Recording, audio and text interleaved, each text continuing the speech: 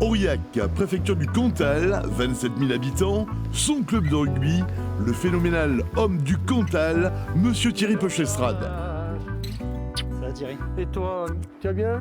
Ça va. Emblématique ex-joueur, entraîneur, depuis 20 ans du stade aurillacois. Donc ça c'est quoi ça? Ça c'est du Cantal. Vert c'est Cantal. Vert c'est Cantal. Et rouge? C'est Salem. Comment veux-tu vendre un pays mieux que le nôtre quand tu vois ce qu'on est capable de proposer? Regarde-moi ça. C'est le Cantal. C'est le Cantal, c'est le vrai Cantal, c'est pas celui qu'on voit à la météo. C'est le vrai Cantal, c'est celui des paysans qui se lèvent tôt, qui travaillent dur, qui font ce genre de choses, qui le vendent, qui le proposent. Et c'est un amour du savoir-faire cantalien, voilà. Moi j'ai joué au rugby pendant 20 ans pour m'amuser, me faire plaisir, me défoncer sur le terrain. Et après du coup le métier c'est à peu près ça, et le travail, faire du fromage, du salaire, du Cantal, ça suit, c'est les mêmes choses. Arrivé il y a 6 ans de Decazeville à Aurillac, à 21 ans, Joris Second fait sa place comme demi-ouverture buteur dans le club cantalien, mais reste toujours une histoire de fromage. Moi je suis de l'Aveyron, du coup je connais que le Roquefort. Enfin, je suis sorti là-bas, je connaissais que le Roquefort. Ce gamin, j'étais fan du Stade Toulousain.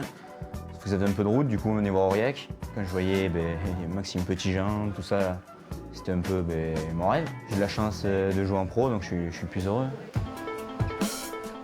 Clin d'œil sur 2 figures, Albert Valentin dit Toko, originaire de Wallis et Futuna, et calédonien. Il est aurillacois depuis 2006. Il y a eu des moments durs, assez durs, où je pensais un peu à ma famille, qui est loin de moi. Et puis voilà, j'ai su me faire un entourage de copains, fonder ma petite famille ici, donc forcément, j'ai préféré rester ici. 3e ligne, 30 ans, Pierre Roussel est depuis 2012 un homme heureux dans la capitale de la Haute-Auvergne. J'ai signé mon premier contrat pro ici, donc j'ai tout connu, j'ai grandi. On a fait une finale avec ce club. Bon, là, on est dans des moments un peu plus durs, mais ça fait partie du rugby. Et ce club m'a donné ma chance. Et voilà, je suis très content d'être ici, quoi.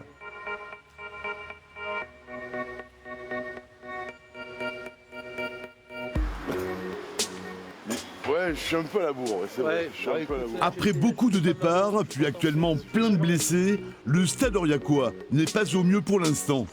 Je crois que quand on est des équipes comme ça, à petit budget comme nous, c'est comme ça, on ne peut pas non plus être régulier dans la haute performance. On fait partie de ces dernières équipes avec peu de moyens qui essaient de combattre, de se maintenir à ce niveau-là, professionnel.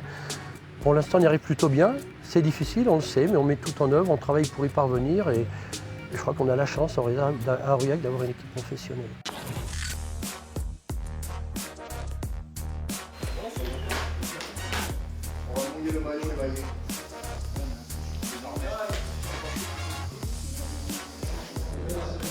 Depuis des lustres, le président Christian Millette porte le maillot, le drapeau aurillacois.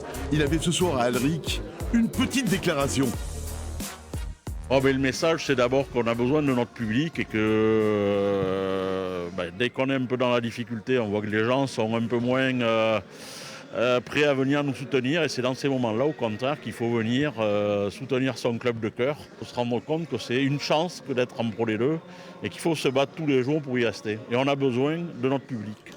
À 14 points à égalité avec Bourg-en-Bresse, Aurillac, pour se donner de l'air, doit s'imposer à la maison. Un seul essai signé Metoukou et c'est tout.